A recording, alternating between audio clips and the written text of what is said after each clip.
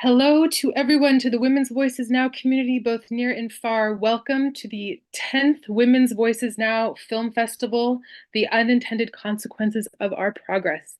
My name is Heidi Bash-Harod, and I proudly serve as the Executive Director of Women's Voices Now, where we use film to drive social change that advances girls' and women's rights globally. I cannot believe that this day has arrived, that we are here to celebrate the incredible filmmakers and their achievements who competed in this film festival. We had films from over 28 countries, from all over the world, tackling so many different subjects from so many different angles. I am, again, as always, in awe of the achievements in film that I got to witness and learning about the filmmakers as well and their journey. It is a pleasure to be joined by all of you. Women's Voices Now, our YouTube community that we're live broadcasting, is now over 300,000 people around the world. So we are truly a global community, and I'm so delighted to have you here. I would like to first thank our sponsors of the festival: American Eagle Outfitters, Monster Energy Cares, Sony Entertainment Pictures, the Lantos Foundation for Human Rights and Justice, the Dudley Doherty Foundation, and our newest sponsor, the Independent Documentary Association. We are so grateful for your support of this important work. We cannot do this without you. I would also like to acknowledge the Women's Voices Now team members, Chelsea and Lamine and Becky and Aaron. All of you are an integral part of making all of this happen, and Bijan as well, our film festival coordinator. I am just honored to work with all of you, and I'm delighted to be celebrating with you today. I want to just take a brief moment to go back to what our theme is about, the unintended consequences of our progress. We've been working at this women's rights thing for more than half a century in earnest in the world as a global community. And what we saw in the films this year is that women have made a tremendous amount of progress in access to education, economic opportunities, political representation, just having their own voice. But with all of this change comes new problems, actually. What does happen when a woman is able to reach her full human potential and live in dignity? She has a mind of her own. She has an idea of where she wants her life to go. So actually, we're at this critical moment of time in women's rights where the next chapter is not yet written. What happens when the person you've been fighting for so long has her rights, has her ability to march out into her own life? We don't know where the story is going to end. And when we don't know what's happening and where that story is going to end, comes discomfort, change, perhaps a perceived attack on one's culture, and with that comes so much disruption and challenge. And so while we've made so much progress, it turns out that with that progress has come new challenges, new consequences. And a lot of the films that we selected to this festival started that conversation amongst each other. And I hope that many of you who purchased tickets to the festival this year had the opportunity to really delve into those films. Remember, they're available until April 30th. All competing films are available until April 30th. So you have time to watch the films that tell the story of the unintended consequences of our progress. I also want to acknowledge that we're in a very difficult moment at our time in global human history, and we have a choice of whether to move forward with hopelessness or with great hope. And I choose every day from the work that I do with Women's Voices now to continue moving forward with great hope, because I see how women in the face of tremendous adversity show resilience and show that the promise of tomorrow does belong to them and to our children, and to all of those who walk forward with us. So while I acknowledge that we are having a tremendous time of upheaval right now, I'm so delighted that you decided to join us today at Women's Voices Now for a moment of celebration, and to really take a moment to see the achievements that our filmmakers have made in their film projects, the stories they're telling, and to just really be emboldened to be positive as we move forward through this difficult time throughout the world, and we follow the example of the women whose stories are being told. With that being said, I am very excited to present to all of you the Women's Voices Now Women Making Waves awardee of 2024. Today we are joined by a groundbreaking individual woman. Her name is Adeya Assayed. She is the former president of the Bahrain Journalists Association. She's currently the editor-in-chief of the Times of Bahrain. She was the first female to be elected to chair the Bahrain Journalists Association since its establishment in 2000. And during her presidency, she campaigned for higher administrative posts for women in the field of the press and media. She won the 2019 Female Arab Journalist of the Year award from the London Arabia Organization, an event that focused on ending honor killings. She currently writes for several regional newspapers and has been the most active female journalist in the Arabian Gulf region, advocating for peace, bringing an end to extremism and terrorism to create a more stable and secure Middle East, where all peoples and religions coexist in peace. She's appeared on the BBC, Sky News Arabia, Al Hadath, MBC, I-24, and France 24, defending her belief in peace, women's empowerment, and highlighting how women should not be sidelined in the political arena. Adea has also worked as a media advisor for Bahrain's government and served as a spokesperson for Bahrain's parliamentary and municipal elections in 2006. She is a founding member of the Bahrain Human Rights Watch Society and was its spokesperson. And so without further ado, Adea, I would invite you to take the stage, the screen, and join me here to accept your Women Making Waves Award. Thank you very much, Heidi, for the lovely introduction. It is my honor to be accepting the Woman Making Waves Award, and it means the world to me as I sit here in the Middle East and this award comes from another continent. It just says that we're in good hands. If we have organizations supporting each other across continents, we are in good hands. And once again, it means the world to me. Thank you very much to you, Heidi, and to the team for giving me this honor to have my voice heard in tonight's event. And today's event, it's evening now. I happen to be, of course, at the U.S. Ambassador's house celebrating Passover. And during the difficult times we go through, I feel that celebrating these moments with each other makes a big difference. What saddens me is while we are all celebrating and happy, and I can't keep the smile off my face, but during this moment, as we celebrate, there are women that aren't seeing justice. There is a woman somewhere in the world worried that if she doesn't have the scarf on her head, she could be killed. And that continues to happen in Iran. It breaks my heart when I remember, and I know that it continues to happen, when I know that an Afghani woman, um, a filmmaker, filmed herself when Taliban took over. And she said she was running away, and she said, save us, Taliban are taking over.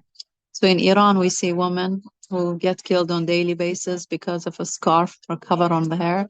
In Afghanistan, we see an extremist ideology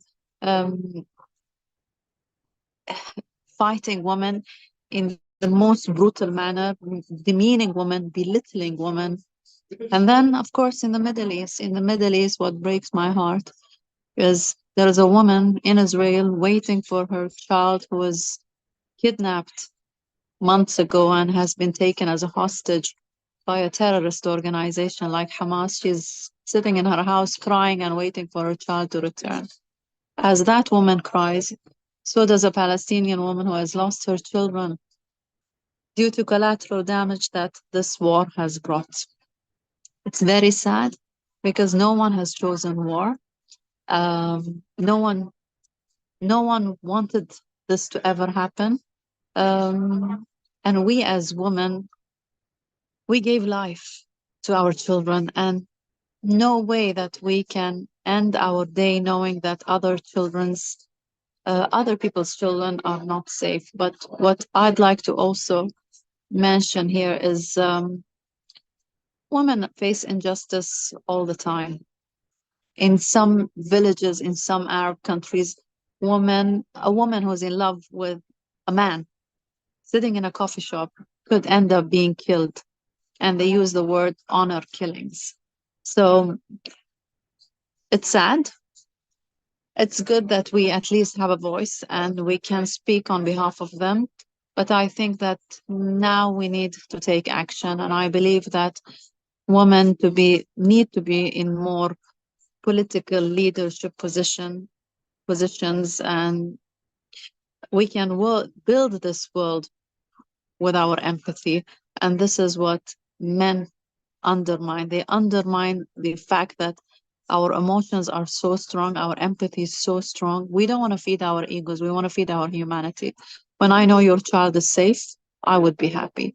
So I'm happy to be receiving this award, and I would like to dedicate it to every woman who has stood up and defended someone in a different continent, on another land, in another country, who could not have said what she wants to say. So I dedicate this award to all those women who carried their phones and took a picture of how a man, uh, an extremist ideologist man, mistreated a woman.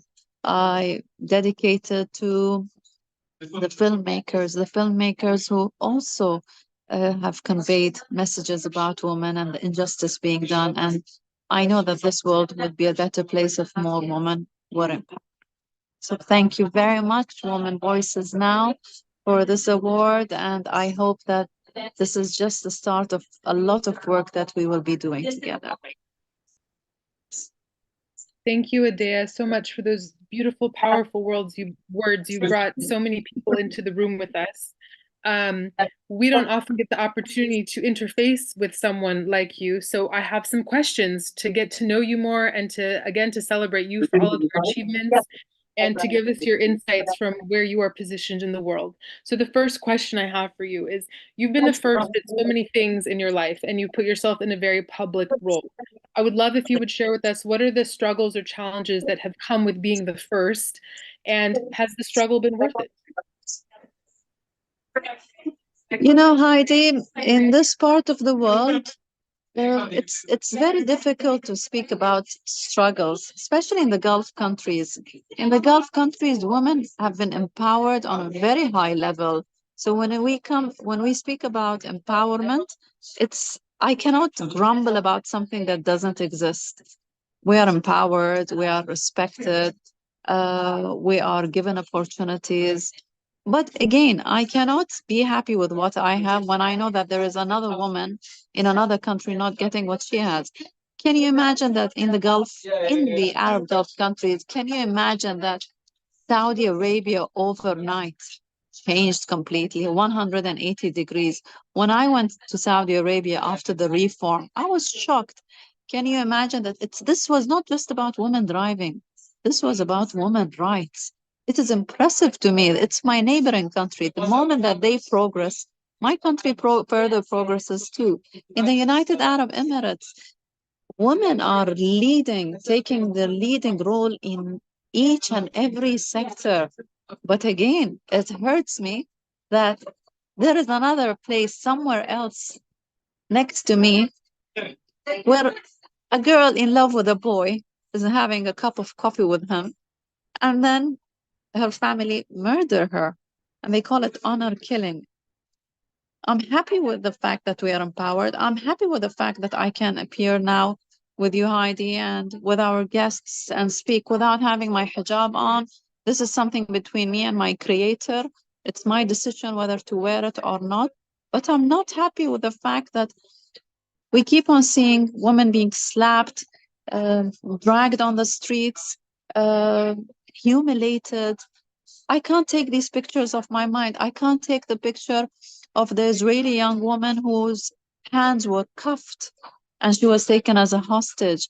I can't take these things off my mind. I can't take my mind off the mother who cries, of the Palestinian mother who's crying because she has lost her children. But what dragged us to all this? It's these terrorist militias. The more powerful they became, they ruined the world. So now it's time for our voices, voices of people who want peace. If we don't speak out, this world is never going to change. We have to accept being bullied, harassed. I'm someone who faced a lot of problems when I was advocating for peace, when I was saying that we need to end all the existing problems that we have with each other. We don't have any problems. We're all human beings. How can we are different, but different doesn't mean that we need to live in a miserable world.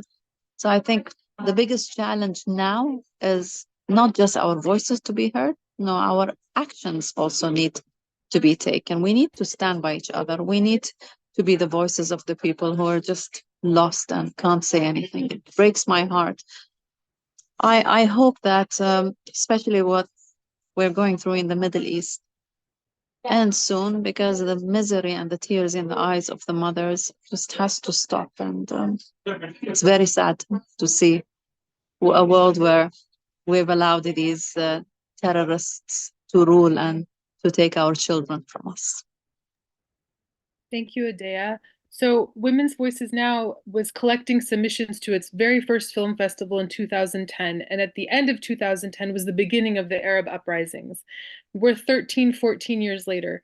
And if we go backwards in time there, it was the first time many of us in the world heard the voices of Arab women unadulterated, right? Like with social media, digital media, we were able to hear what those women were calling for change in their societies, being part of the public square. So now we're more a decade and a half beyond that. You've definitely spoken to the issues that continue to challenge women in the Arab world.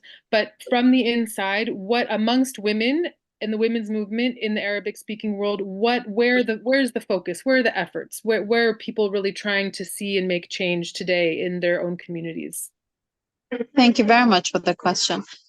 When I refer to what's happening in Bahrain and in Saudi Arabia and in the United Arab Emirates, I gave examples of countries that have progressed a lot, and we cannot deny the fact that we are actually lucky. But the Arab Spring, honestly, was not Arab Spring. I call it Arab Autumn, because it was some extremist groups and militias that were trying to take over the Arab world. And that happened in Egypt when the Muslim Brotherhood took over Egypt. And Hamas, that we are fighting against today, is Muslim Brotherhood. So when we did not allow the Muslim Brotherhood to continue what they call the Arab Spring, I think that I respect the Egyptian people for fighting against the Muslim Brotherhood being in power. These guys, when they took over Egypt, that is such a beautiful country, changed overnight, completely changed. Um, the Arab Autumn, as I call it, also was an opportunity. Was also an opportunity for us to open our eyes, who our enemies are. Who are the people who are just raising slogans that make no sense? And in Bahrain suffered from the so-called Arab Spring. We realize that these people who are going out on demonstrations and asking for freedom of expression, they are the same people who harass and bully me when I advocated for peace, when I advocated for the Abraham Accords, when I said that Bahrain, UAE, and Israel made one of the best decisions, that they normalize and have peace agreements with each other. The same voices that said that they are the voices of the so-called Arab Spring did not respect freedom of expression. I am actually glad that the so-called Arab Spring failed, because in every country that something happened, it backfired. And today, 13 years later, we see the countries who did not allow the so-called Arab Spring to touch them are the countries that survived. Can you imagine that in the Gulf countries, Bahrain, Saudi Arabia, UAE, if that had happened, I wouldn't be sitting here today. I would be under the Iranian rule, because that was the whole plan, that Bahrain gets invaded by Iran and the Ayatollah regime, and they do what they're doing to the Iranian people, to people like me with a voice. So it failed, yet it was also an opportunity for us to open our eyes. Thank you, Adea. It's really insightful point of view. Thank you for sharing so candidly with us. So my last question for you is that Women's Voices Now, we strive to be a platform for all women's voices who seek to have their full human potential realized in dignity.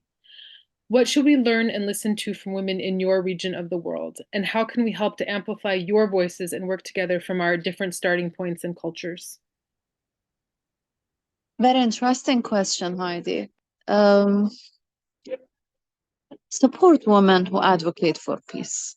Support them, encourage them, stand by them. When I'm sitting here in Bahrain today and being honored by an American organization based in LA, how does it make me feel? On the personal level, it makes me feel recognized. I feel that the efforts I've put in I've been advocating for peace. I never advocated for something that is wrong. Yet I was harassed, I was bullied, I was threatened. Today, when I see recognition, these are basic human needs. You need to be recognized, you need to be thanked, you need to be appreciated. So you appreciate me today. I need to pay it forward to someone else and appreciate someone else who is a hero, who is speaking out. I think that we need organizations like Women Voices now to shed light more on women in the Arab world and in Iran and in Afghanistan, uh, who who would say something that will make a difference. We have had enough of extremist voices. They have been too loud. Enough is enough. All these extremist voices have led to a world that we live in today. Support people who believe in peace. Support women who sit. I sat with an Israeli friend 3 years ago, and she told me, my son has told me that if he goes to a war, and her son is 20 years old, a 20-year-old kid shouldn't be in a war. He should be studying, he should be at college. And she said, my son said that if I ever go into war and I had to kill someone, I'll never be the same person again. So this is damage. And at the same time, I heard from an Egyptian friend who said her son is in Sinai protecting his country from ISIS.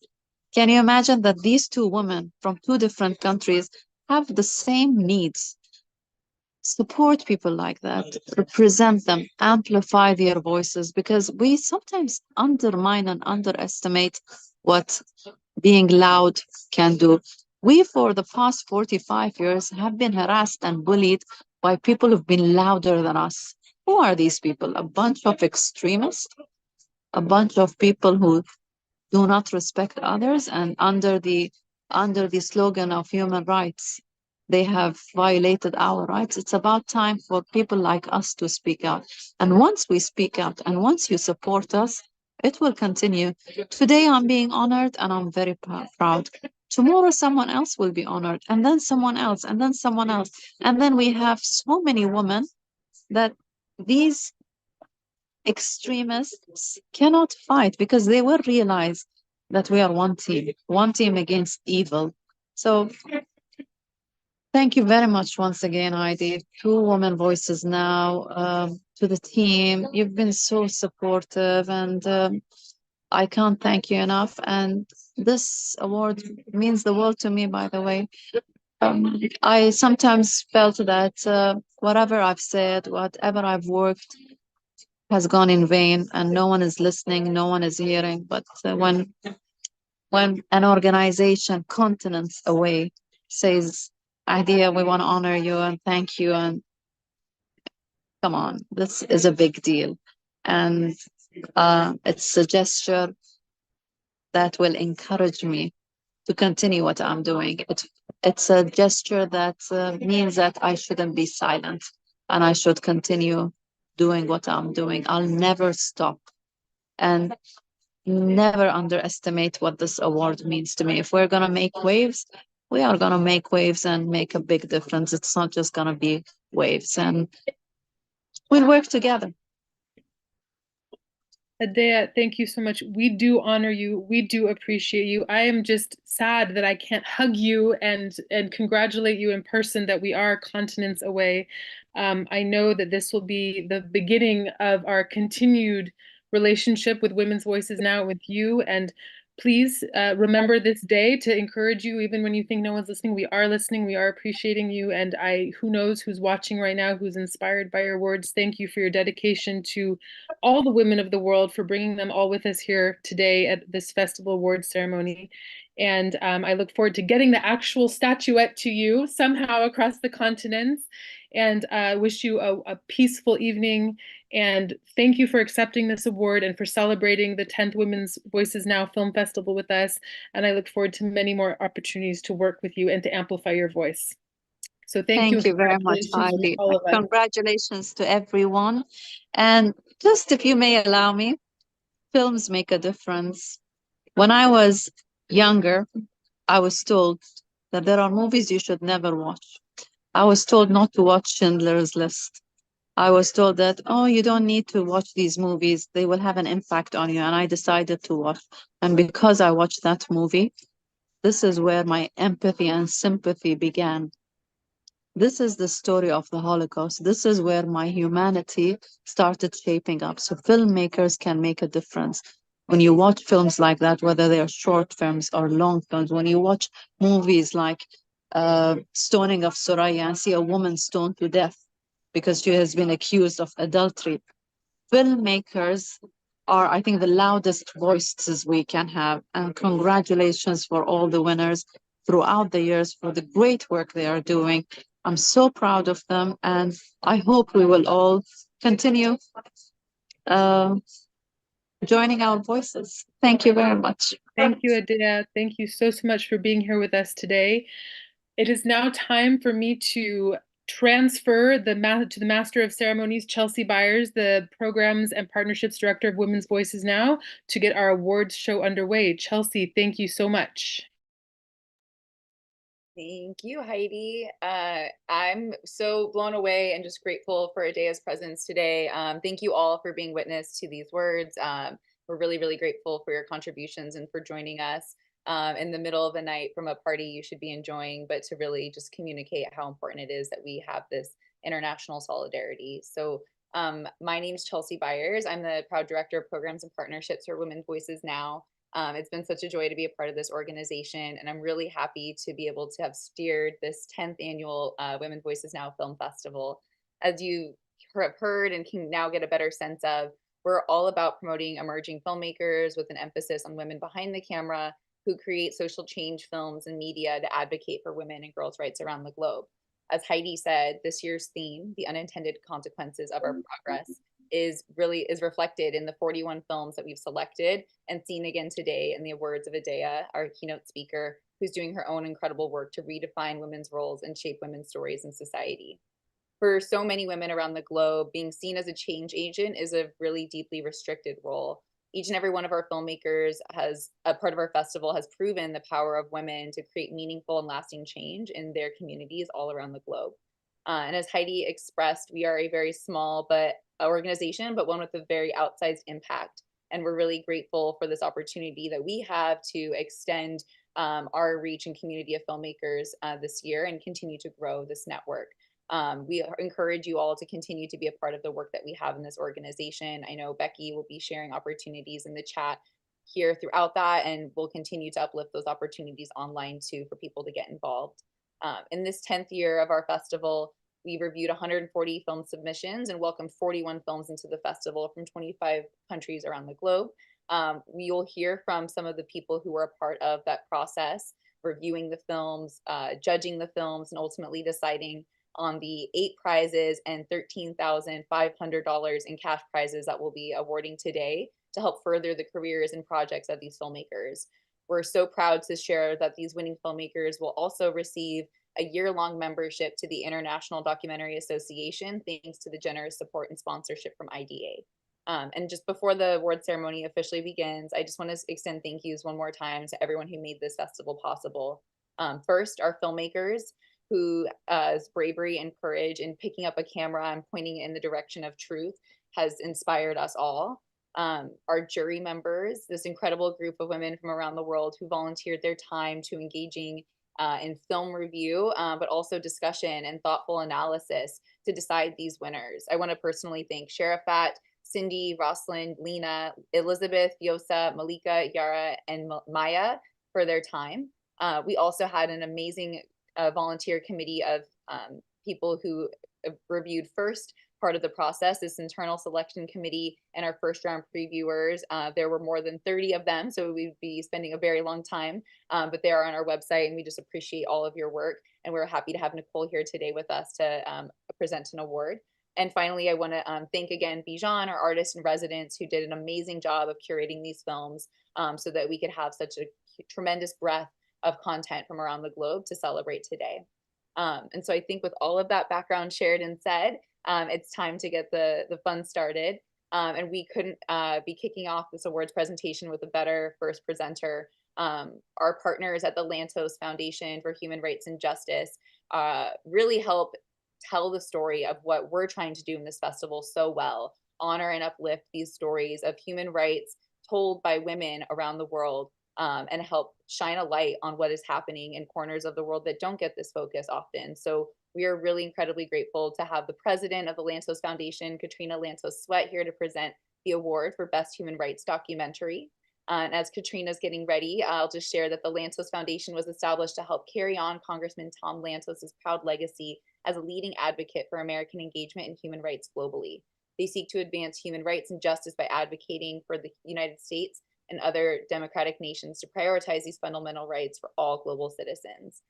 So again, Katrina, welcome. We're so grateful that you're here to announce our very first award. Well, I am thrilled and I am honored to be part of this fantastic award ceremony. I need to begin by congratulating Heidi for this really uplifting and inspiring initiative, the Women's Voices Now, and of course, this documentary film competition. Chelsea, the whole team there at Women's Voices Now, you have really created something that is inspiring people, entertaining us, educating us, giving us a window into stories about women around the world that we otherwise would not know. And you should be very, very proud of the work you're doing.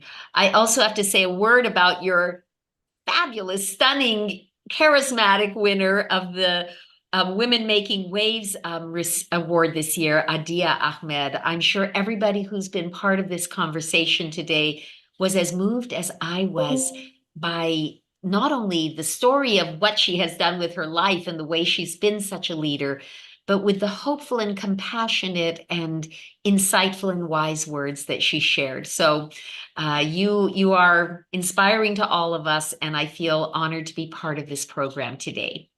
So as was said, I'm Katrina Lantos Sweat. I'm the president of the Lantos Foundation for Human Rights and Justice.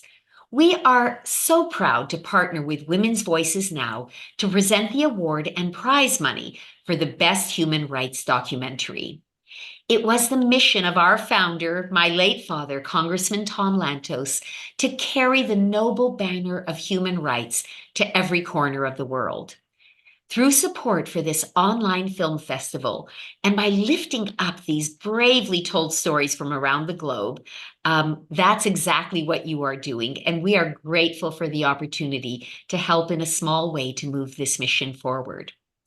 The Best Human Rights Documentary is defined as an engaging, fact-based documentary film that both explores a human rights issue affecting women or girls and presents solutions, resources, or a call to action to address that issue. The Lantos Award for Best Human Rights Documentary and the 2000 prize honors a film from any category that best illuminates a human rights champion or activist or examines a human rights issue. The winning film should be rooted in the recognition that the struggle for women's and girls' rights is inextricably linked to the fight for basic human rights for all people.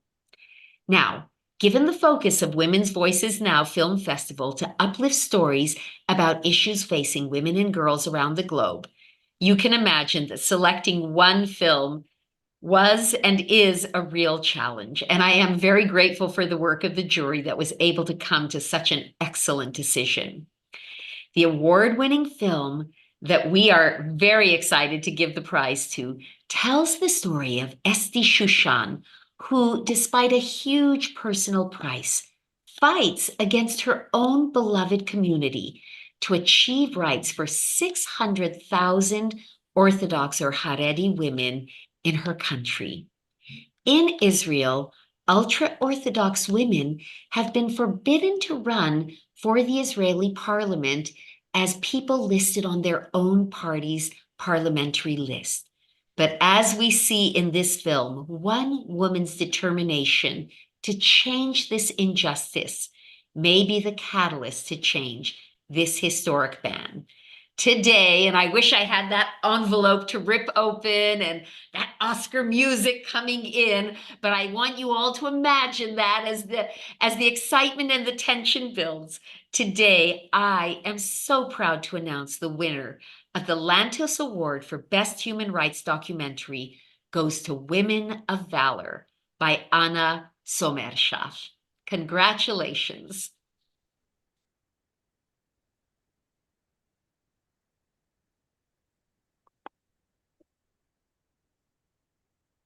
והסביבה שלי זה נתפס כרצון לצאת נגד הדת. חשבו שבאמת השתגעתי. אבל אני לא יכולה לשתוק יותר. יש פה קבוצה של 50% מהאוכלוסייה החרדית. היא צריכה להגיד כל הזמן שהכל בסדר. תמיד עם חיוך על הפנים, בסיר על הגז, אבל לא בסדר. אין לנו אף אישה חרדית שיושבת סביב אף שולחן של מקבלי החלטות. ואני מרגיש האמת שמישהו שולח אתכם לפרק את החברה הישראלית.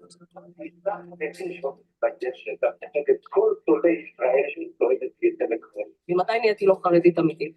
מהרגע שהתחלתי לדבר על הנושאים האלה. במאה שנה לא הייתה אף מדינה שאישה יכולה להצביע.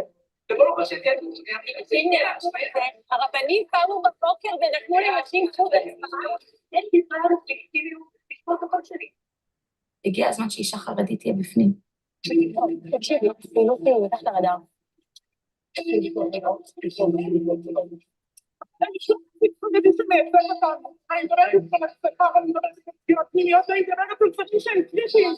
It's already women there to challenge the situation. They are exposed to threat and violence.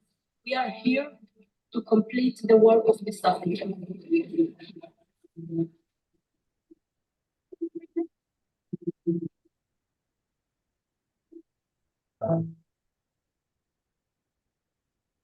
Congratulations again to Anna. I don't believe that she's here to join us to accept the award today, but we'll make sure she gets the prize. For all filmmakers, if you are here, we will be asking you to share a few words after the trailer plays. And for the filmmakers who aren't, we'll be collecting an acceptance speech and making sure that those get out to everyone. We do want to make sure everybody gets properly honored and has a chance to be recognized for their award today. Next, I'm so honored to bring to the virtual stage a member of our previewer committee, Nicole Stauffer, just to share a little bit about this role before we talk about the specific award. Each year, our film festival previewers take a look at that first round of our films. They help us sort through the more than 100, 140 plus submissions that we get, looking at each of these films to ensure that there's deep mission alignment, so that we are really curating the best of selection of women's rights films and stories from around the world. So we thank Nicole and our entire previewer committee for being a part of this process. We encourage others who may want to be a part of this process to reach out and join us in years to come. There's truly no limit to the number of people we can engage in this part of the work, and it's an incredible volunteer opportunity for those who enjoy film review. Nicole is here, and we're really excited to welcome her to the stage now. Nicole? Greetings, everyone. Hi. Thank you so much. It is such a pleasure to be here with you all today. My name is Nicole Stauffer. As Chelsea mentioned, I had the wonderful privilege of working with Women's Voices Now as part of the festival preview committee, where I got to watch and select some of the extraordinary films we are celebrating here today. For the filmmakers, to witness such bravery and resiliency as you forge the path of truth and impact in the fight to defend women's rights is something astounding. And I am truly in awe and inspired by your talents and dedication in leading the charge toward global gender equality. Thank you for amplifying these voices, and thank you for making a difference. With that being said, I'm excited to be here presenting the award for Best Emerging Filmmaker for a Documentary Short. This $1,000 prize is for a filmmaker who shows real promise in this role.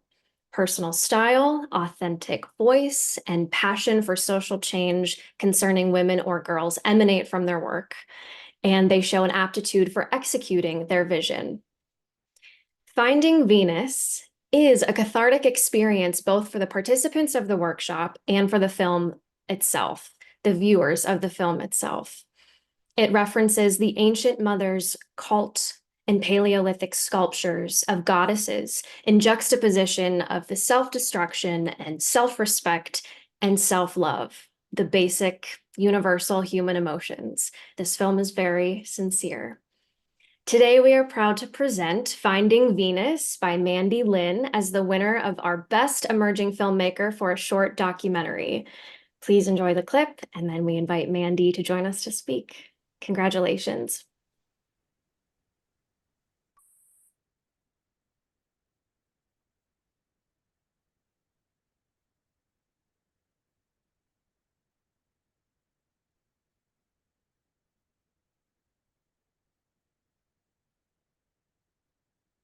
My 5-year-old niece walks into my kitchen Christmas last year and says, "Auntie Mandy, I like that." This was my response to it. We work hard enough. There will be a generation where they let it go. They can just be creative and powerful women, and they never have to power down. What would that be like? What would the world be like with that?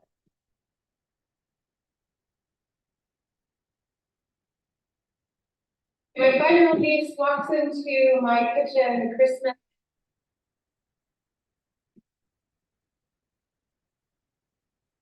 Welcome. Oh my goodness.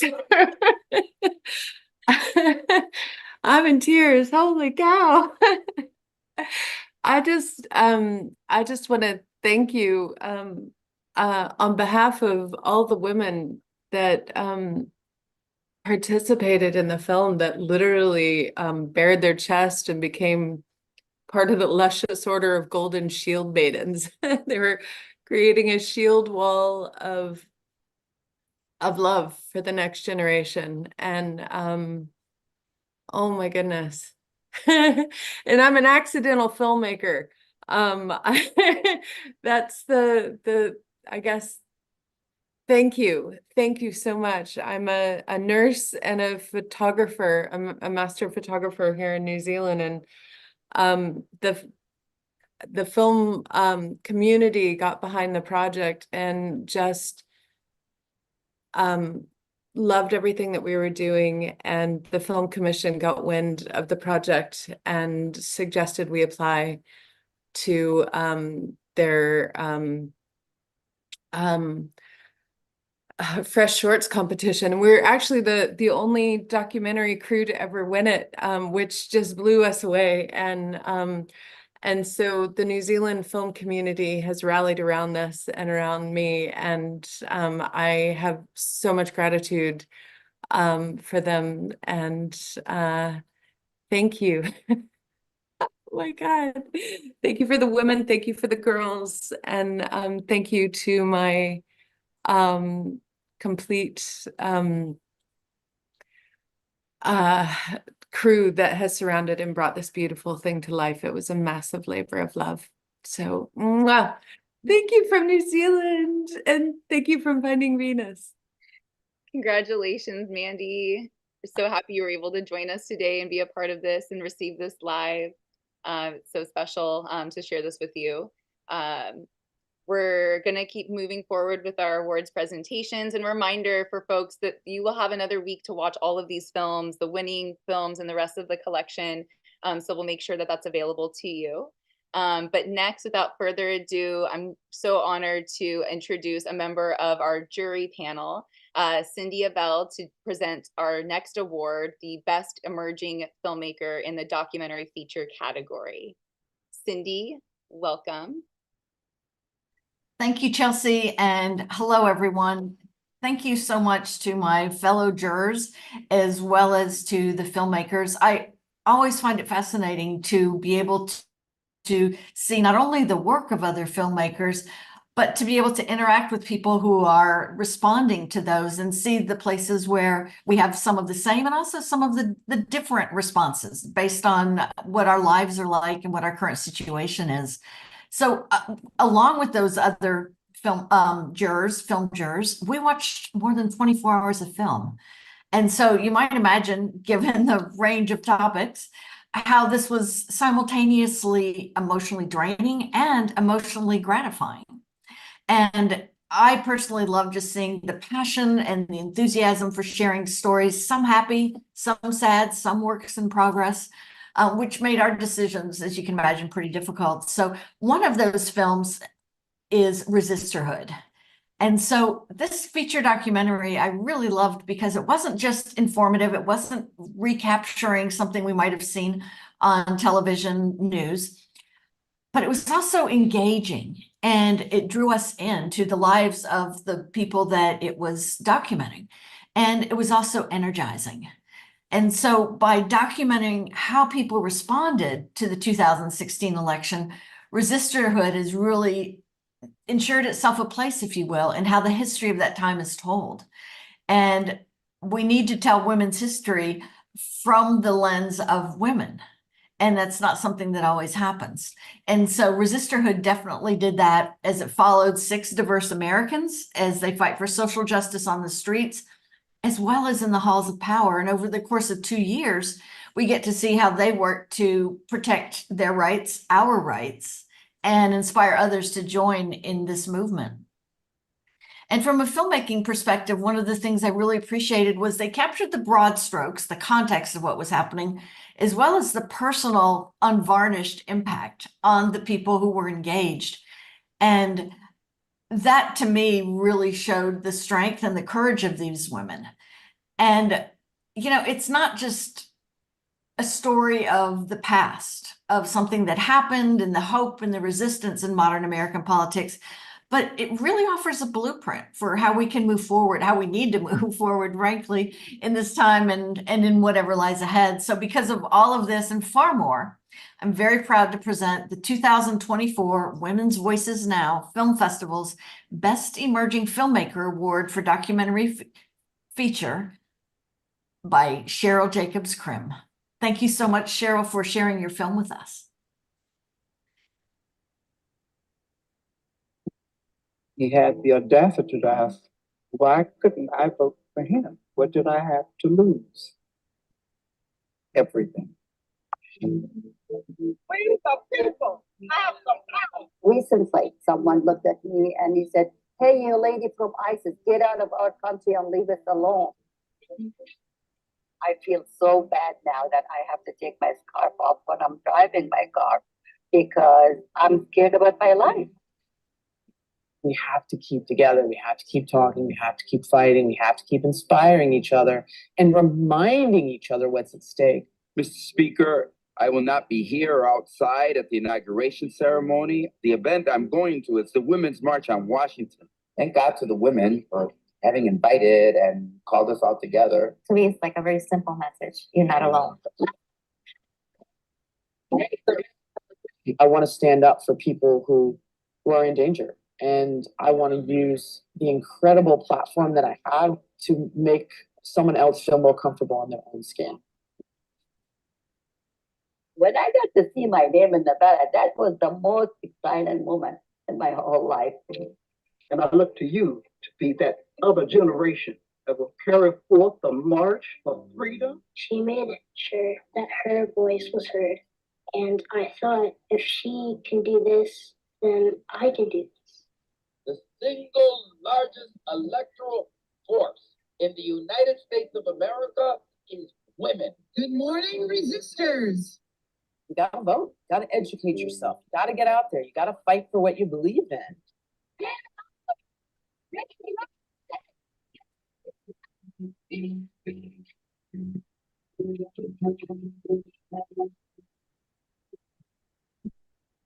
There's an incredible amount of opportunity now for all of us to rise up and to really stand for something. Rise up! Let's march on Washington! Our footsteps and our voices will be heard!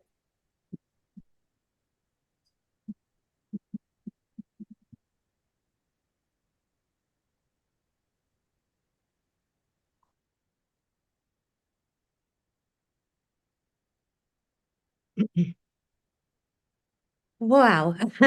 Oh, thank you so much. This means so much to me. I have to gather my wits. You talk about the unintended consequences of women as we are advancing, and we had the audacity in 2016 to put up a candidate who had arguably the most experience ever to become president, and she was beaten potentially. And what we got was Donald Trump. And I didn't know what to do when that happened. And I thought as a filmmaker, I just have to go out and start talking to people and feeling how they're feeling. And it turned into a feature film. It is my first feature film. And I'm so proud of this, and I'm so honored because this film we need today more than we did in the last election. Our country is in a really bad place right now. We all have to make our voices heard. This film, the wonderful subjects in this film, show us how we will be able to keep our democracy. Follow the women in the film. Stand up, make your voice heard. Go get arrested, go march, start an organization. At the very least, vote and get everybody that you know to vote. It's so important. And again, I'm so honored and so thrilled and so surprised. Thank you so much. And I cannot tell you how important our voices now are. So thank you so much to Women's Voices Now. I'm very honored. Thank you so much, CJ. We're really, really grateful that you were able to join us. And what you said is really poignant. The film is more valuable now than ever, truly. So thank you for making such a historical document for us and a reminder of what we're fighting for. We're going to keep moving forward, and I'm so honored that we have our next presenter with us today. Ale Velasco was a member of our Girls Voices Now team for several years. And what you need to know about our Girls Voices Now team is this is a crew of people dedicated to helping youth filmmakers make social impact documentaries. Our program is 5 weeks over the summer, and we create an incredible collection of documentaries led entirely by these astounding youth filmmakers. And Ale was in our program for 3 summers with us, helping shape these incredible films. So we're so honored that she's able to be here with us today to help present the award for Best Creative Short Documentary. Ale? Thank you so much, Chelsea. Hi, everyone. I am so happy to be here. I miss everyone at Women's Voices Now, and I miss Girls Voices Now so much. It's the best thing you can do in the summer. So I would totally recommend to go to this year if it's still open. It would be amazing. So today it is my honor to be with you presenting the award for Best Creative Documentary Short and the $1,000 prize. This award goes to a film displaying originality and innovation. It challenges conventional documentary style or form in addressing women's experiences or issues affecting women and or girls. We know that creative, poetic, and other non-traditional documentary styles are often underrepresented across awards categories, and we aim to make space for this form of expression and storytelling. It's a good thing that we made this space because this year we had a number of films nominated and in discussion by our jury panel in this category. Interestingly enough, many of the films were about similar issues. This goes to show the power of creativity in allowing us to discuss familiar things in new ways. The jury called the winning film an emotional portrayal of the illegal abortion experiences. The archival audio tape recordings paired with reenactments of the scenes narrated in the tapes gives this a docu-fiction feel. With great work done to seamlessly edit and assemble the staged scenes, archival photographs, and newsreels, the film was a standout. I am proud to present the 2024 Women's Voices Now Film Festival's Best Creative Short Documentary, Abortions and Women's Rights, 1970, by Kata Maslow, Jane Pincus, Mary Summers, and Karen Weinstein. Please join us to say a few words after the trailer is over. Congrats. I wanted to make a film because I had an abortion. It was a bad relationship with this guy. It was very hard for me to feel that I had any control. What we tried to deal with And the first part of the film was talking about our personal experience. Because I had given up one baby and I got pregnant again, I couldn't stand it.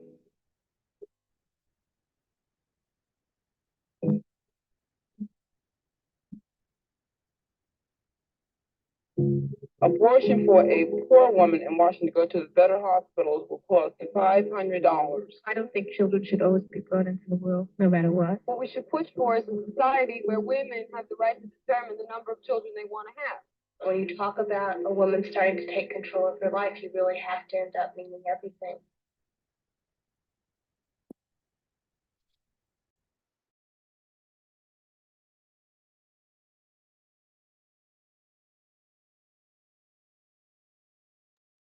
I don't believe we have the filmmakers from Abortion and Women's Rights 1970 with us, but I will say one word. I know that this film was brought back to be updated into this current moment in time. It's a historical documentary that weaves together more modern looks and takes, and I so appreciate how history not repeats itself, but informs us deeply, recounts lessons that we need to learn.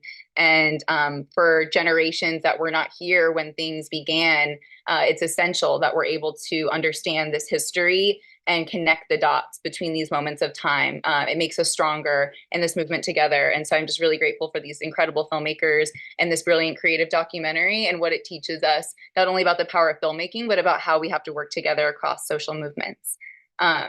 Next, I want to welcome to the stage another member of our jury, Rosalind, who is an incredible advocate for film. Today's film, or this category, is the best creative feature documentary. And I want to, as Rosalind prepares to join the stage, I want to just say a word. In years past, we had only one creative documentary category. And in recognizing not only the difference in a short and feature, but just the breadth of documentary filmmaking and how it's evolved and changed and the creative opportunities that are there for filmmakers, we're so proud that this is our first year having two specific best in creative documentary categories. So this is a new thing for us as an organization, and we're really glad to have made this happen for the first time. So without further ado, I'll invite Rosalind to the stage to present this award.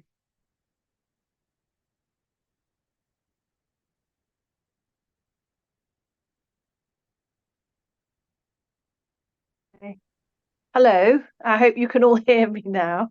Yeah. I'd like to extend my greetings to everybody, and especially Chelsea, who's done such a great job organising all this, big job.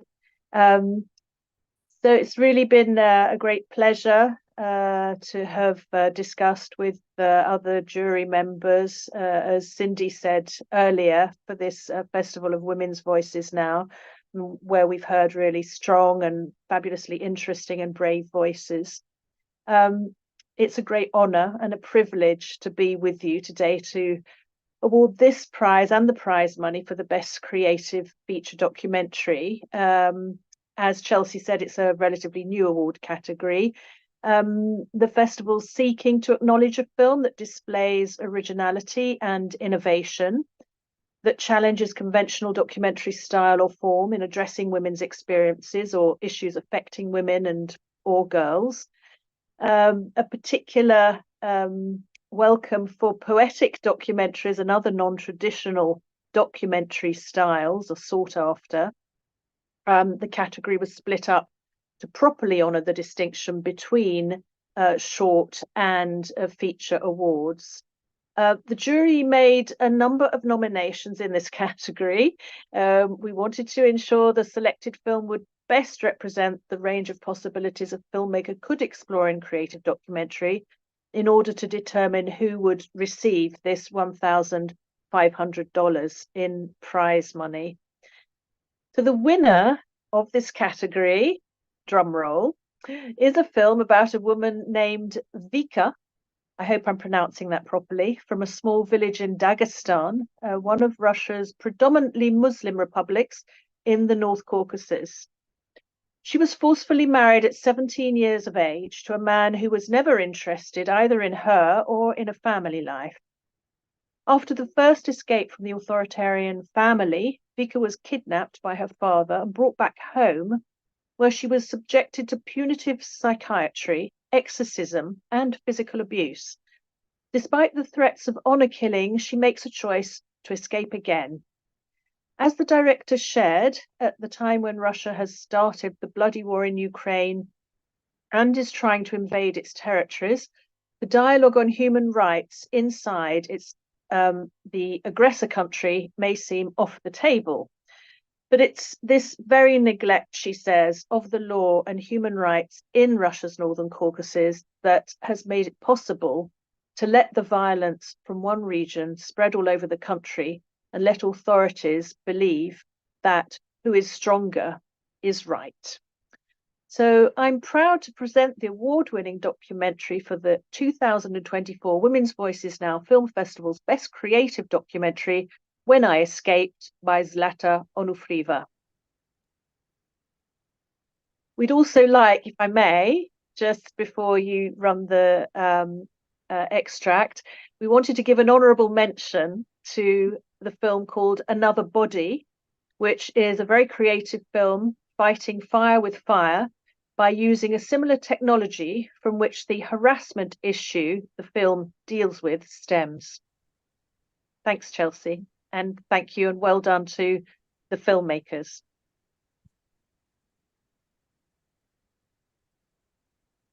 Мне старший брат сказал, что, типа, вот, если ты не уймешься, типа, тебя вот похоронят там. Кто будет меня искать? Если меня где-то спрятать, меня вообще ближайшие несколько десятков лет не найдут. И я хочу их наказать, потому что я просто горю от ощущения несправедливости. Ей позвонила Мария в слезах, сказала, что в доме собирается очень много мужчин, родственников ее мужа, и она боится, что ее начнут убивать. Лиза начала звонить, телефон уже был недоступен. Они нас живыми все равно не найдут. Если идут сплетни о девушке, у семьи есть два выбора. Они могут закрыть рот обидчикам, и они могут избавиться от девушки. Короче, стоит отец и двое мужчин, каких-то незнакомых. Они говорят, что вот к нам поступил вызов о том, что тут кого-то удерживает. Типа меня спрашивают, вас удерживает? А отец типа отвечает, нет, не удерживает. Типа наши начинают нет удержать. Мы не отходим от дома дальше, чем на 200 метров. Я сама заказала такси в Чечне, в Грозном, ночью, пока все спали. Потом уже на утро меня искала осетинская полиция, родственники меня выследили по камерам. У меня ощущение, что они просто бегут каким-то толпом, только, знаешь, если мы занимаемся только ЛГБТ, то сейчас мы вынуждены заниматься и девушками, которые к сообществу отношения не имеют. Конец у то одиноко. Я здесь 10 месяцев. Все это время у меня появилось очень много разных знакомых из разных стран. Но никогда никто не знает даже мое настоящее имя.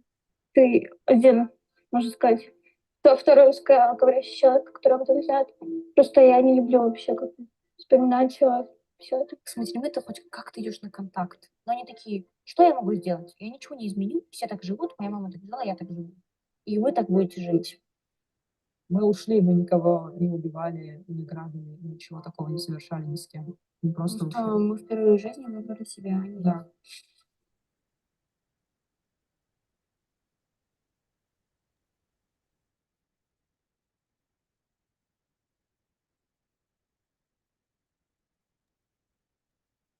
Zlata, if you'd like to share a few words.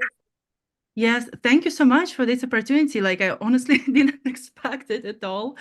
Our film hasn't won anything yet, and I haven't won any award yet in my life, so I feel very honored. And I feel like a lot of what Adea said today, she just like said exactly what I'm thinking.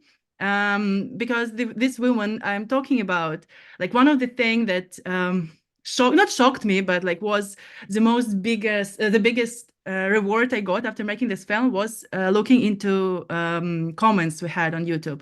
Of course, there are a lot of comments from men from North Caucasus saying something like, that's a lie, you're always putting a shame on our region, it's bullshit. And the same man after saying, these girls are disgusting whores, we need to kill them. And this, feeling that this man and the same message tell that stop telling lies, but also we need to kill them. That's like absolutely frustrating. And these men are the men who have voice, and these men are the men who have power in this country, and these men are the only men who are being listened to.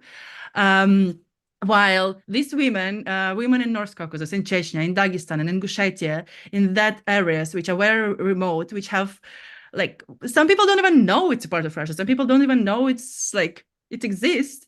They're not seen. No one knows they're there. No one knows what they're going through. And one of the problem a lot of activists faced when helping them to get out of the country was, for example, in Europe, a lot of them couldn't get refugee status because European governments would be like, why don't you just move to Moscow or St. Petersburg, without understanding how corrupt the country is and how far this family are willing to go, how much they can pay to the police in Moscow and St. Petersburg to bring them back, to torture them, to medicate them, to make them like in vegetable state. So they will like have to accept that the way of living their family is forcing on them. It's the only way for them to survive. So they have to accept it, right?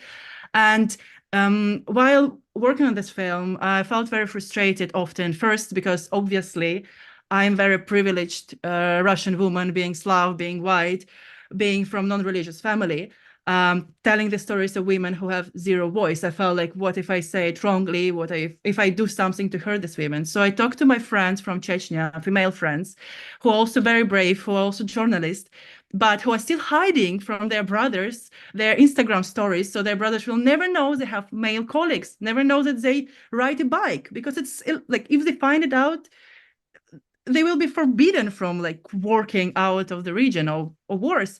And I called one of my friends and I asked her, look, I'm losing energy. Like, it's very difficult to hear their stories. And it's difficult because I'm always scared that I put them at risk telling their stories. Even so, they insist to be there. Even so, they insist not to be anonymous. I'm scared. And she told me, look, you can't decide for them, but also it does make change. I know you feel like you can't change Chechnya. I know you feel that you can't change Russia. I know you change that's bigger than you, but the more you talk about it, the more people know about it. And it's important because one drop can make it different if everyone talks about it, if more people talk about it. And I think as a day I was telling how I felt that I was born very privileged. I was born very lucky to have what I had, access to education, access to a lot of things. And when I traveled to Chechnya at 21 years old for the first time for a completely different story, I met one Chechen girl who became my fixer there. And I got really close to her. She was amazing. She was really smart. She really wanted to work for NGO and invest in some human rights. And she was studying in Moscow, as I back then.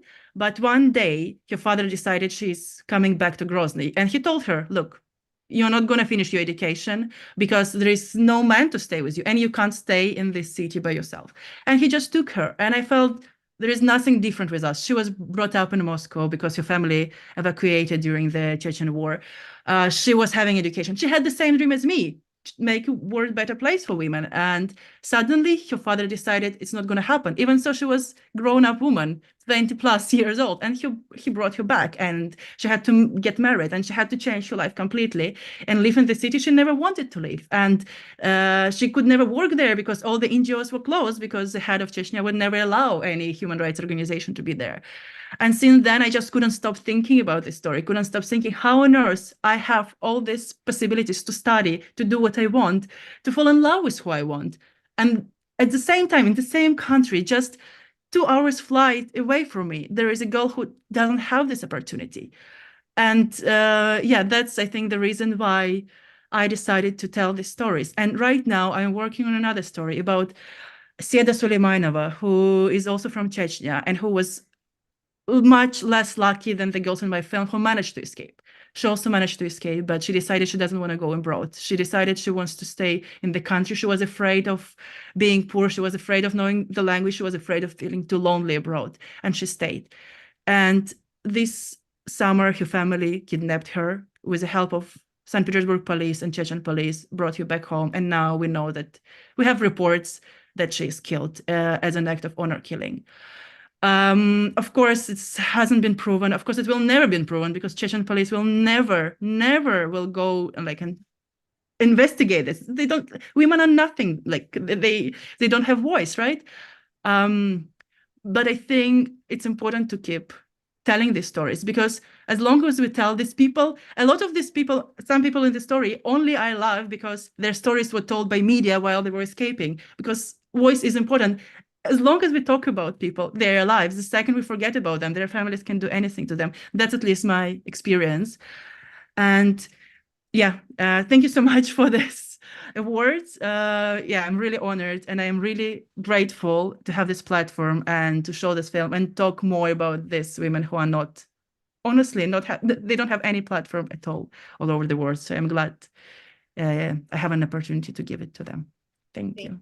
Thank you so much. We're so honored to have you join us, and grateful that your film was a part of the festival.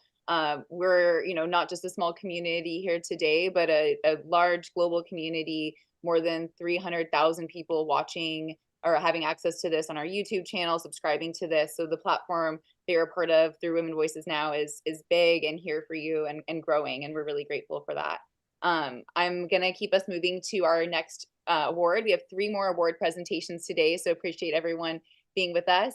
Our next presenter is a very special member of our youth jury this year. Yara is here to present our Best in Youth documentary, and I'll give a quick intro of Yara as she gets ready to speak.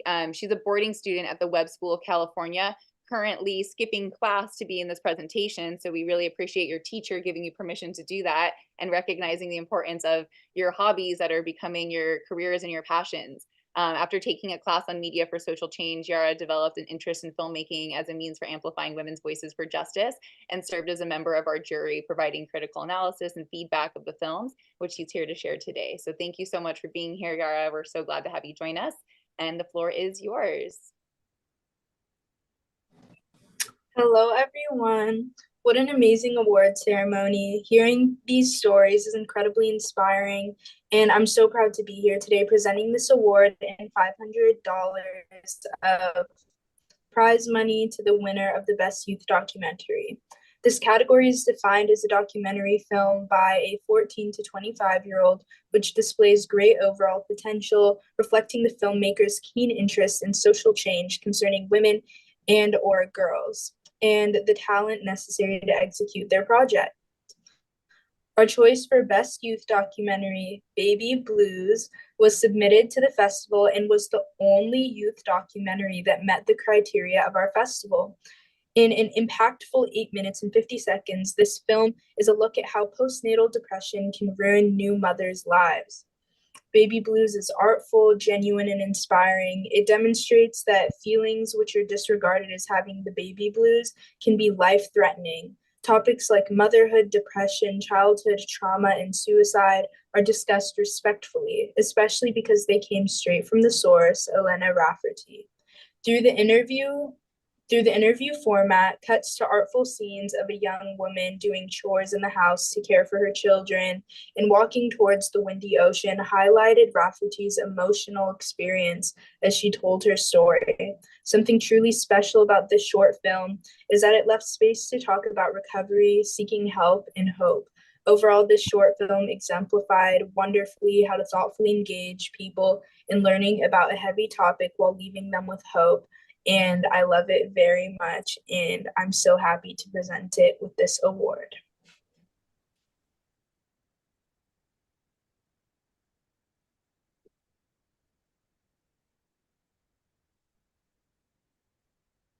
I was devastated that I'd missed my opportunity. I'd missed the opportunity that I had laid out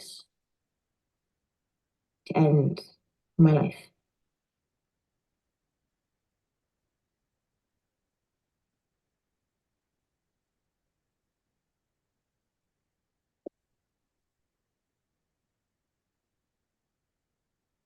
So my baby was born 4 weeks early through emergency C-section. So I was put asleep and she was born and I was in surgery for 4 hours after. So it was traumatic. When you have your baby and you're given this little person, love hits you. Like you're hit with a truck by all this love.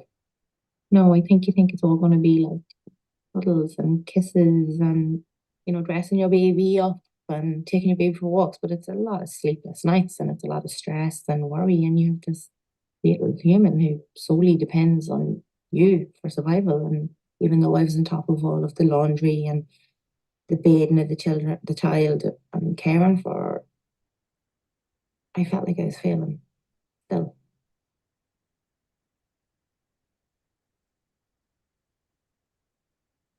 Thank you, Yara, for being with us to present. I don't believe we have the winning filmmakers with us for Baby Blues, but we'll make sure that they get recognized for their contributions to the festival. I'm so pleased to bring up our next presenter, who is a new member of our Girls Voices Now program this summer and a longtime member of the Women Voices Now family, serving as an advisory board member for our organization. Bonnie Ayala, if you would like to join us to present this next award for Best Short Documentary Film. Hi, everyone. Thank you so much for having me. I'm excited. My name is Bonnie. I am so honored to be here to present the award for the Best Short Documentary. I have served as an advisory board member to Women Voices Now and will be joining the Girl Voices Now program this summer to support our youth in filmmaking. It is actually one of my passions, so I'm so excited. In my heart, the art of storytelling is one of the most important acts of service we can do. It takes bravery and gives freedom to those receiving the story to turn around and share theirs. On to this incredible award that we are presenting today. Our short jury determined this year's winner would be a film that raises the important issues of gender-based discrimination in the field of surgery. This film is a call of action, which is concrete and has an attainable goal. 1001 Cuts explores the careers of women who are the children of Title IX through the experiences of surgeons. This film documents the pervasive stereotypes and gender-based discrimination that persists within workplaces designed for and still controlled by men. We are so proud to award this year's Best Short Documentary and $2,000 cash prize to 1000 Cuts by Sarah M. Temkin. We would also like to give an honorable mention to the film Testimony of Anna. Please enjoy this clip, and we invite Sarah to join us after to share a few words. There's a riddle where a boy and his father are in a car crash. And the car crashes and the father is killed. Oh, that's so sad. Jesus, all your story. And the boy is rushed to the hospital. The doctor looks at him and says, I can't operate on this boy. He's my son. Now, how is that possible? How is that possible? The father was a priest, right? Like a Catholic father. No, it was a real father and his real son.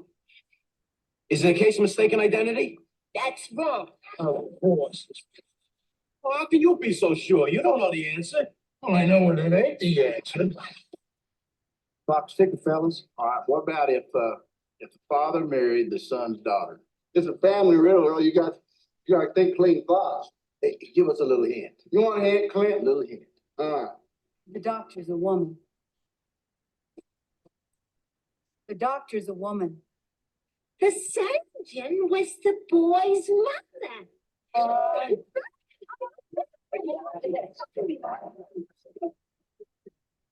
That's wrong. That's a real answer. You know, that never entered my head that a woman could be a surgeon. Look at the way I've been trained to think. Like a chauvinist. Right. Well, if that's the answer, that's the dumbest riddle I ever heard. What the hell have I heard a woman say?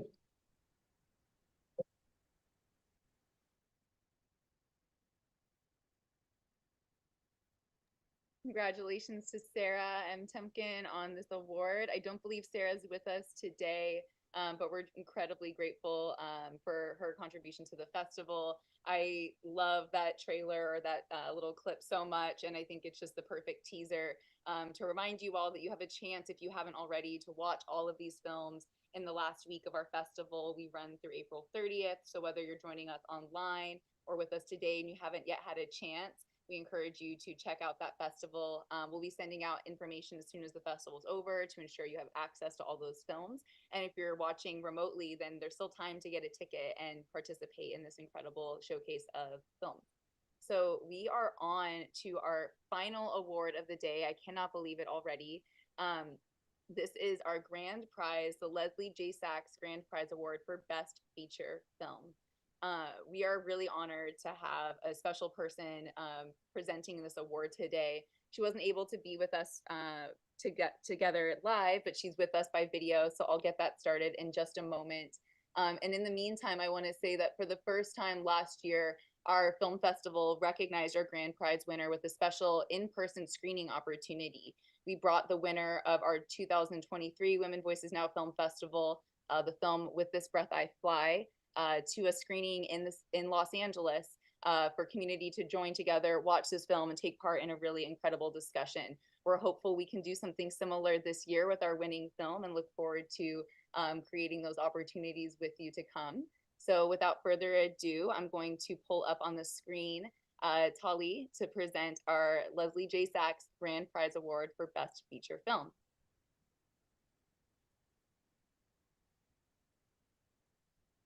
Hi, Women Voices Now. I'm so honored by this opportunity to present the final award of the 2024 Women Voices Now Film Festival. The Leslie J. Sachs Grand Prize goes to a documentary feature film of all-round excellence, impressing audiences through effective storytelling, mastery of cinematic technique, and competent handling of its subject matter. This year's Grand Prize winning film captures the essence of our festival theme, unintended consequences of our progress. As women, our opportunities to tell our own stories, to be mothers, and to pursue our dreams are more abundant than ever. But in no way does this make our path easy or without setbacks or challenges. Colliding Forces, Mothers in Ballet is a film that takes the audience on an emotional journey of 5 women around the world whose passion for dance and roles as mothers collide. Inspirational, uplifting, totally original. This film puts grit and grace on full display alongside top-level dance performance samples throughout history. Skillful camera work and lighting make this film a standout. So the Leslie J. Sachs Grand Prize Award for Best Feature Documentary and $3,500 goes to Colliding Forces, Mothers in Ballet by Eliza Schroeder. Congratulations for your work on this incredible film.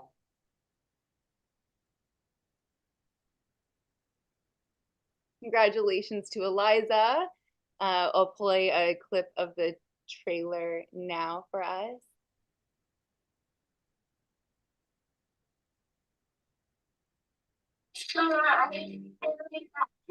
Not yet, darling. Mama's got to dance a little bit first. Mama's going to come in and give you a big cuddle. It's like a double life sometimes. Get on with job. Enjoy. Everyone's forever. Enjoy the night, ladies and gentlemen.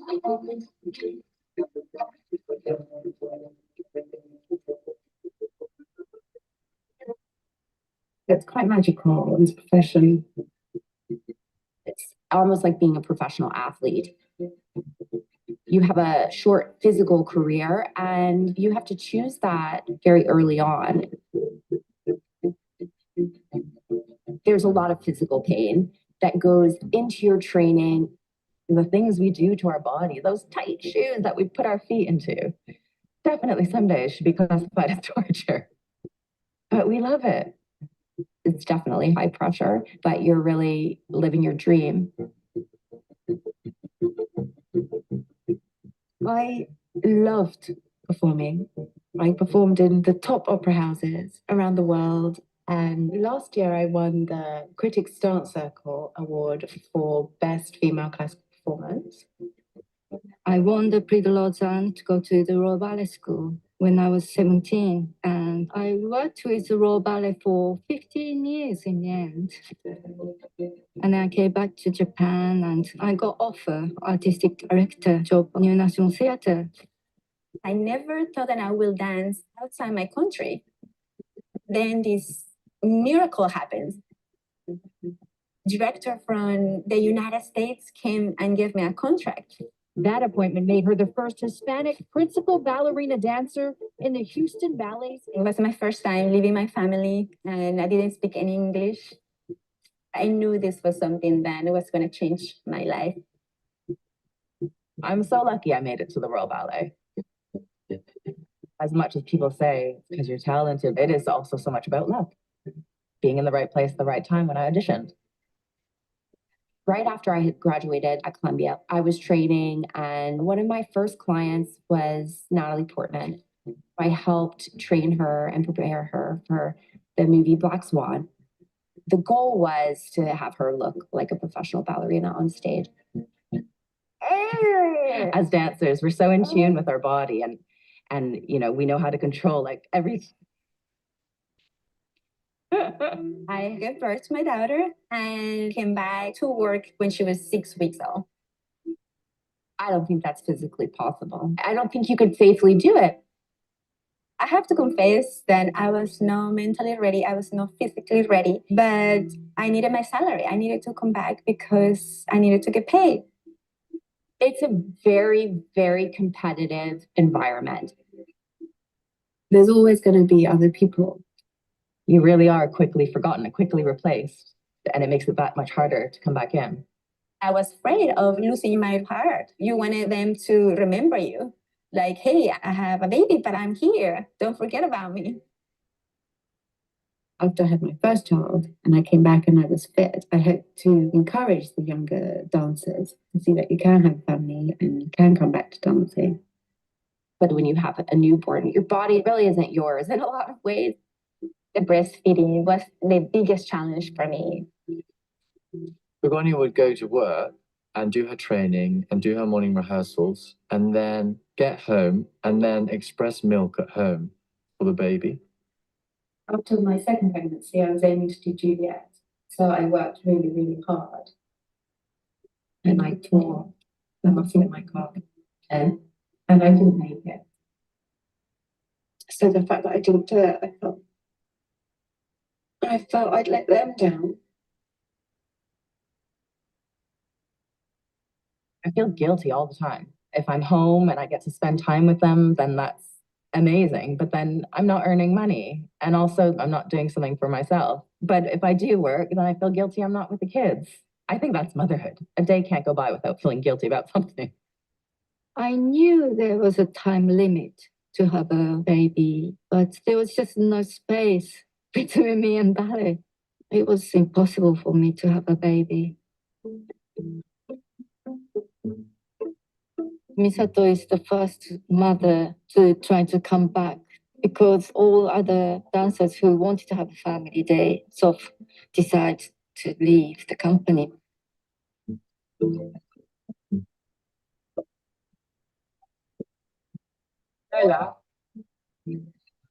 I'd love to combine the two and still be performing, still doing my job. There just isn't enough hours in the day to do both.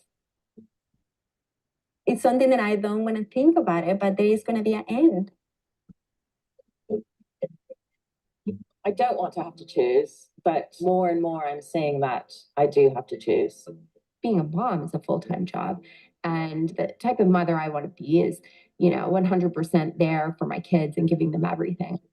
I'm blessed to say that I can do both. Then I don't have to choose one or another. I am able to be a mother and be a ballerina at the same time. I think dancers should be able to choose to have a family. Is it possible to be a ballerina mother? I think it depends on who you are. Congratulations again. We're so excited, Eliza, to have this film as the winner this year. We believe it tells such a beautiful story about these unintended consequences of our progress. the opportunity for us as women to show up in more places around the world, to live out our dreams fully, and still contending with these challenges by the nature of being women. I will welcome Eliza to share a few words. One moment. Hello, my name is Eliza Schroeder, and I'm the director of Colliding Forces, Mothers in Ballet. And I'm here to say that I am so extremely excited about having won this wonderful award. And in general, I've been so thrilled to be part of this year's Women's Voices Now Film Festival, which is such a fantastic festival with so many amazing films. So I cannot tell you how pleased I am that not only have we been selected for the festival, but also to have won this incredible prize. It really, really means a lot to me and to the whole team behind the film. Colliding Forces has been a labor of love. Basically, we've made this film for all these incredible women that you have seen in the film and whose journey you've hopefully enjoyed. It's been such an honor to work with these incredible women from around the world, these incredible artists, athletes, and dancers, and of course, mothers. So thank you very much, and all the best wishes from London. And that does it for our 2024 Women Voices Now Film Festival Awards ceremony. I'll invite Heidi back to the stage to say a few words to close us out. And just thank you all so much for being a tremendous audience, for being an incredible community of filmmakers. We're so, so grateful for your participation today. And thank you so much for making this festival possible. Thank you, Chelsea. I'll wait for my state. There we go. Chelsea, thank you so much. Our award ceremonies are always long ones, and I feel like that is one of the great assets of doing this online, is that we're allowed to gather from all over the world and really hear from the filmmakers. I learned so much from everyone today, and I really enjoyed seeing the surprise in the faces of those who didn't expect to win.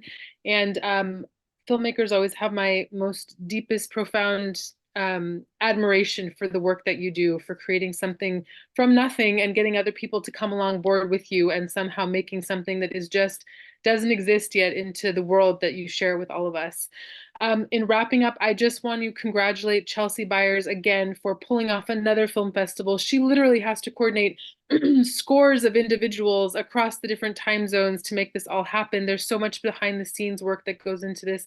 Chelsea, thank you again for bringing together incredible groups of people, from the previewers to the jury members to the filmmakers, in order to share their stories and their opinions and judgments of all these films. I wish we could have prizes for all of our filmmakers, because they're all truly award-winning in my view, and would be in the eyes of all of the world. I also want to make a special mention of thank you to our jury members. As Cindy mentioned, it was really over 24 hours of films that have to be watched, and it is a huge emotional investment. It is not fun necessarily, but the work must be done, and the filmmakers must get their feedback, and the prizes must be awarded. So thank you for that dedication, that compassion, that determination, that investment in our work. I am tremendously grateful to all of the jury members for everything that you have done.